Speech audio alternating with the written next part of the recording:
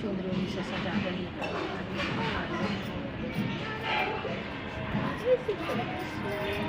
जय श्री सिंदूर भी लगाना है। हाँ?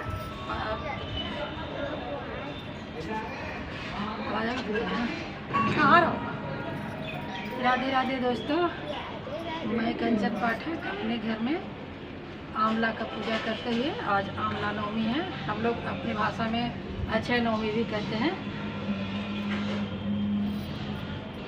आप लोग सब देखिएगा कैसे मैं पूजा करूँगी।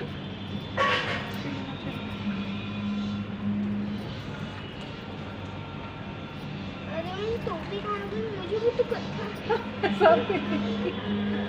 थोड़ा सा और इधर मैं बनाऊंगा। थोड़ा अच्छा इधर कर। देखिए जय श्री राधे, जय श्री राधे, जय श्री राधे, जय श्री राधे, जय श्री राधे। अब देखिए दोस्तों, ये मेरी बेटी है और ये मेरी प्यारी प्यारी प्यारी प्यारी मेरी नतनी है। एक ही को मेरे घर में लक्ष्मी माँ है।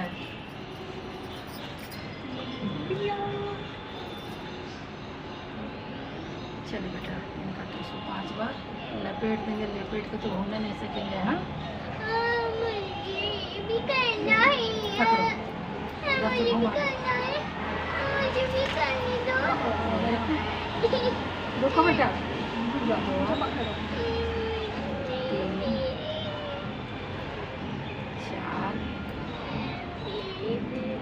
आओ पकड़ो पकड़ो, आओ पकड़ो। देखो तुम पकड़ के ई डाली पे फंसा दो। लो कैसे फंसाएगी? इधर से पकड़ो पकड़ो, उस डाल पे रख दो ऊपर। इस डाली पे फंसा दो। अब बोलो श्री राधे, श्री राधे, राधे राधे, राधे राधे।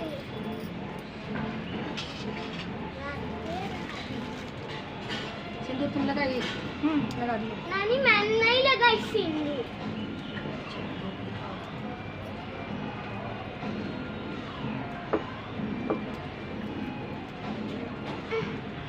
तुम्हें दिखाना, पकड़ लो। श्री राधे, श्री राधे, श्री राधे, नारायण नारायण, पूजा करने। नारायण नारायण, श्री राधे, श्री राधे।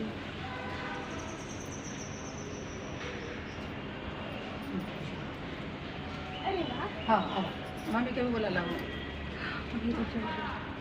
तनिया नीचे पकड़ना। चलो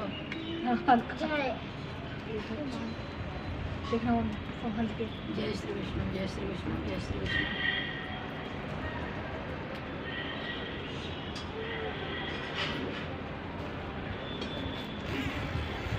ऐसे मत करो। तो उसी तरह नानी हमको पकड़ो, चढ़ा देते हैं। नानी मैं कब चढ़ाऊंगी? चढ़ा, संभल चढ़ाओ इसके ऊपर। हाँ हाँ कोई बात नहीं, कोई बात नहीं।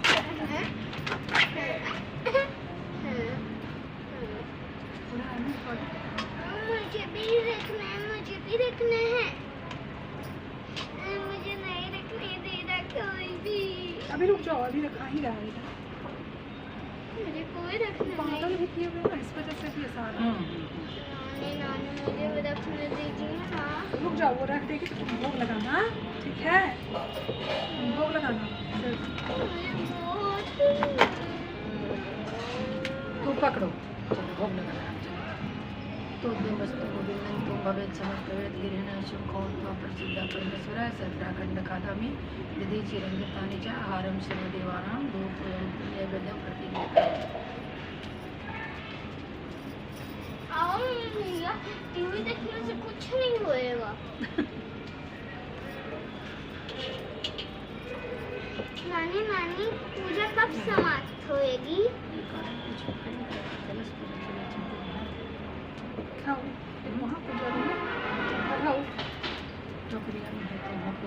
मैं लेके आऊं? नहीं मम्मी ले। नहीं मामा। सुनो तुमको नहीं पता चलेगा ना, तो पूजा किया हुआ अभी होगा और तुम जाओ साथ में। श्री कृष्ण।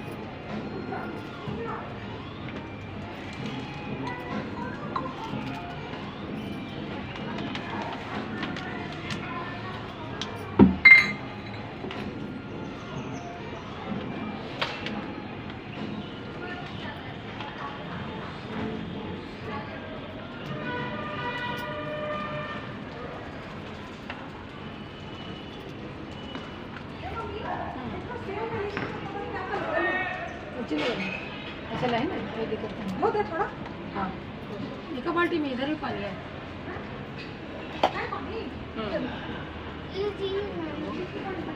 चलिए मतलब अरे आ जाएगी नहा लीजिए सब यहाँ।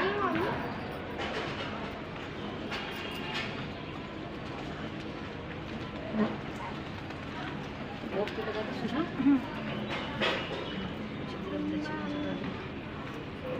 लो पूजा का वहाँ से राइट हैंड से यही बना नहीं तभी अच्छे से गिर गया। चढ़ाओ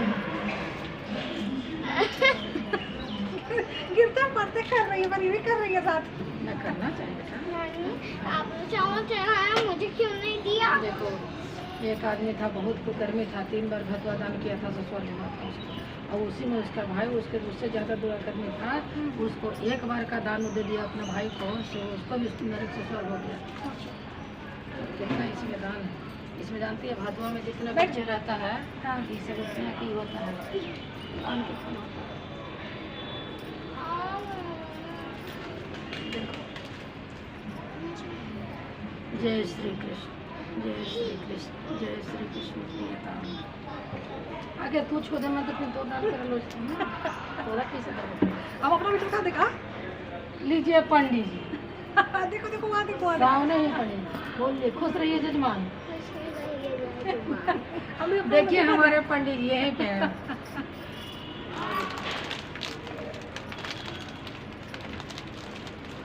हाँ तुम्हें अपना कुछ का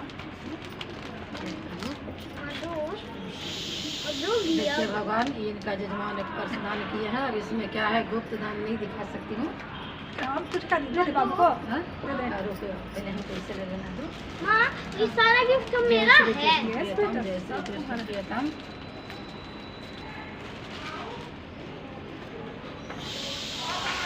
इसको सब कैसे नीचे कर दें।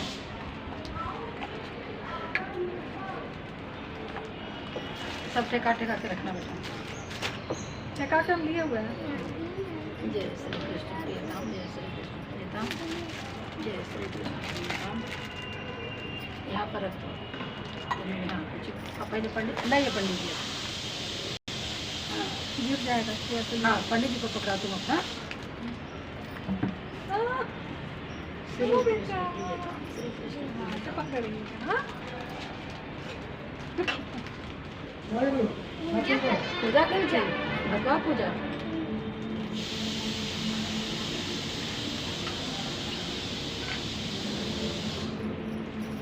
तो मैं कहानी सुना दूँ, हाँ, क्योंकि हीरो को तो बहुत कहानी सुनने मन लगता है। क्या करें उसको थोड़ा सा देख हो रहा है ना हाँ हो रहा है। कि कहानी काले करोगे, हाँ, निकाला। शॉर्टकट में सुना देंगे, हाँ, किताब में से थोड़ी एक पढ़ेंगे। बार देख ले क्या हो रहा है, हालत में हो रहा है। हाँ हो रहा है, टाइमिंग हो रहा है। पकड़े राधे राधे दोस्तों, अब मैं कहानी सुनाऊंगी, सुनिएगा।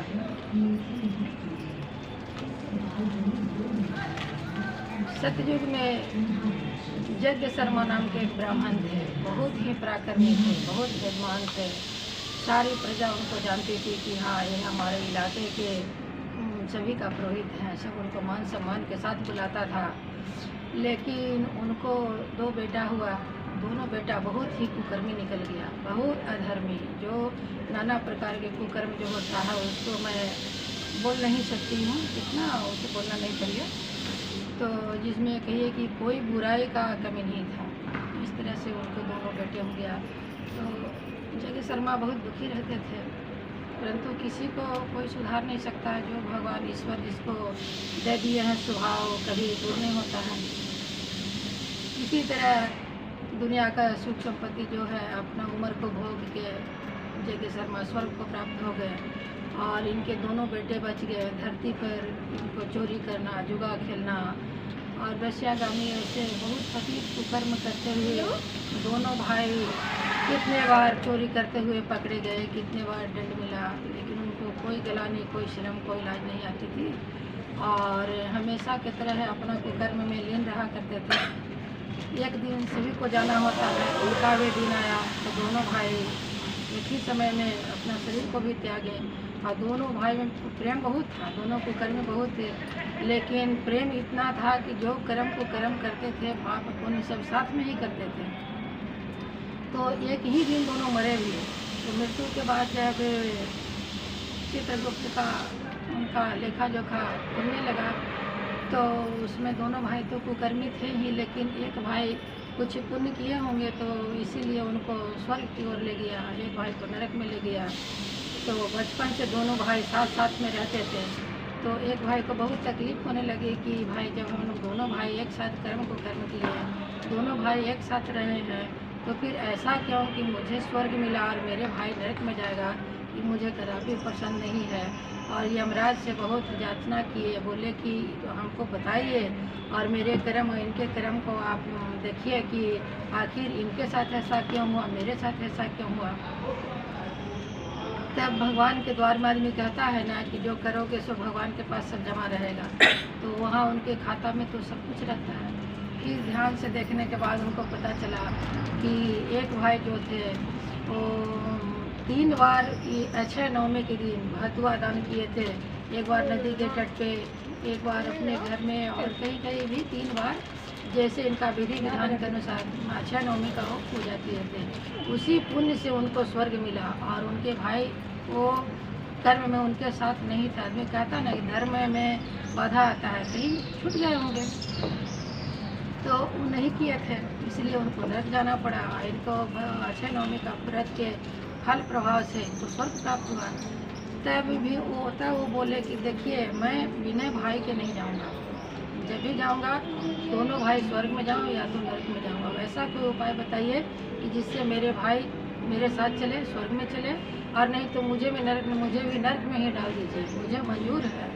तब फिर चित्रगुप्त बताए कि देखिए जो आप 3 बार जो अक्षय नवमी का पूजा किए हैं, उसी दान को आप एक बार का इनको संकल्प करके यदि अपने भाई को दे दीजिए तो ये आपका भाई आपके साथ स्वर्ग में जा सकते हैं।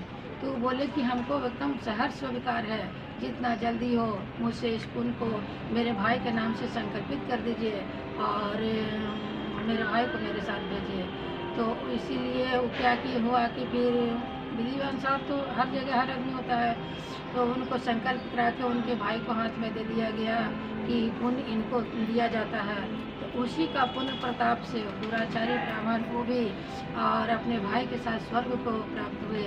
तो जब इतना जघन्य अपराधी स्वर्ग जा सकता है अक्षय नवमी के व्रत करने के बाद, पूजा करने के बाद, तो हम लोग तो क्या है, मनुष्य है, पाप पुण्य सबसे होता है, कभी पुण्य कभी पाप हो जाता है शरीर से। कोशिश तो आदमी नहीं करता है कि पाप करूं, लेकिन जब उतने दुराचारी उतने अधर्मी ब्राह्मण को स्वर्ग प्राप्त हो सकता है इस व्रत के प्रभाव से, तो फिर मनुष्य को भी करना चाहिए। इसीलिए आज के दिन बहुत सारे लोग पूजा करते हैं। ये अक्षय है, साल में 3 बार ऐसा त्यौहार है, अक्षय नवमी, अक्षय तृतीया और अचला सप्तमी, ये सब अक्षय है जो भगवान स्वयं लिखते हैं। अगर भगवान नहीं लिखते तो उस दिन उनको स्वर्ग नहीं प्राप्त होता, क्योंकि उनके खाता में कोई पुण्य नहीं था। तो भगवान के द्वार में रजिस्टर्ड था, तभी तो उनको वो मिला, उसके पुण्य प्रताप से वो भी स्वर्ग को भागी हो गए। तो इसीलिए सभी को करना चाहिए। हम लोग तो ब्राह्मण हैं, बचपन से ही सिखाया जाता है कि यह पूजा का ये फल है, ये पूजा का ये विधान है। तो मैं सोचती हूँ कि जब मुझे जानकारी है तो औरों को जानकारी दूँ। मेरे वीडियो को देखकर, मेरा बात को सुनकर आप लोग भी कीजिए, पुण्य का भागी बनिए। पाप तो जाने अनजाने भी हो जाता है, चलते फिरते कीड़ा मकोड़ा पैर से दब गया, कोई ऐसा चीज़ हो गया कि जो जिसमें अपराध लग गया। तो कोई साग सब्जी में ही कोई जीव जंतु है जैसे कीड़ा मकोड़ा है, कट गया, छट गया, तो किसी का जीव का वध तो लगता ही है, तो इसीलिए पुण्य करना चाहिए। तो हम लोग को बचपन से सिखाया जाता है पूजा करने के लिए। हम लोग को तो जो जानकारी है करते ही हैं, लेकिन और लोग जिनको जानकारी नहीं है वो सब आप लोग भी कीजिए। और ये सब अच्छे दिन को कम से कम अपराध करने से बचिए और भगवान का नाम लीजिए। इस दिन सुत उठ के भगवान श्री कृष्ण का नाम लीजिए। दिन भर भगवान श्री कृष्ण का श्री कृष्ण प्रियतम, श्री कृष्ण प्रियतम, श्री कृष्ण प्रियतम ऐसा कहते रहिए। और यथाशक्ति जो भी आप दान कीजिए दिखावा के साथ नहीं। इसमें भतुआ का बहुत बड़ा महत्व है, जिसमें आपको जो इच्छा हो, सोना चांदी तांबा पीतल पैसा सिक्का, जिसके जो सामर्थ्य है उसमें उसको भर के दान किया जाता है, उसको किसी का बताया नहीं जाता है। तो इसीलिए कुष्मांड दान जरूरी है। उसी में उसको छुपा के कुछ दान आदमी करता है जिसको कहते हैं गुप्त दान। अब ये सब चीज़ तो मान लिया 4 आदमी बैठे हुए हैं तो ऐसे भी दिख रहा है, तो इसमें वीडियो में आ गया, इसमें आया तो कोई अपराध नहीं है, वो तो दिखने का चीज़ ही है। लेकिन जो भतुआ में आदमी दान करता है उसे हमेशा कोशिश करता है आदमी कि छुपा के दान करो और किसी को बताया नहीं जाता है। उसको जिनको दीजिएगा पंडित ब्राह्मण को, वही अपने घर में खोल के उसको देखेंगे। जो तांबा तुलसी जिसको भगवान जो दिए हैं सब आपका दिया हुआ प्रभु और आपका दिया हुआ आप ही को अर्पण है। इसलिए जिसको जो सामर्थ्य है भगवान उसी से खुश होते हैं। अगर कोई एक तुलसी का पत्ता चढ़ाता है तो भगवान खुश हो जाते हैं। इसीलिए जो बने उसको गुप्त दान कीजिए और आज का दान हो सके तो किसी को नहीं बताइए। लेकिन जो बने आपसे एक मुट्ठी अनाज बने, एक छोटा सा कोई वस्त्र बने, श्रृंगार का चीज़ बने, सोना चांदी, जो चीज़ जहाँ आप सामर्थ्य है आप उस चीज़ को दान जरूर कीजिए, अवश्य कीजिए। यही आप लोग से प्रार्थना है। यूट्यूब के माध्यम से सबको मैं बताना चाहती हूँ कि हम लोग बचपन से करते हैं और आप भी कीजिए। हम लोग अपना फैमिली को तो खुद बता देते हैं, जैसे कि मैं अपनी माँ, चाची, दादी, बाबा, दादा, पिताजी से सीखे, उसी तरह हम लोग अपने परिवार को बताते हैं। तो जिनको नहीं जानकारी है वो लोग वीडियो को देखिए और ज़रूर कीजिए। इस बार जो चुक गए अगले बार ज़रूर कीजिए, क्योंकि अश्वमेध जग के बराबर ऐसे पुण्य है, जरूर करना चाहिए। इसी के साथ मैं अपनी वाणी को विराम दूंगी। जय श्री राधे, जय श्री राधे, जय श्री राधे, जय श्री कृष्णा, राधे राधे। दोस्तों अब आरती करूँगी।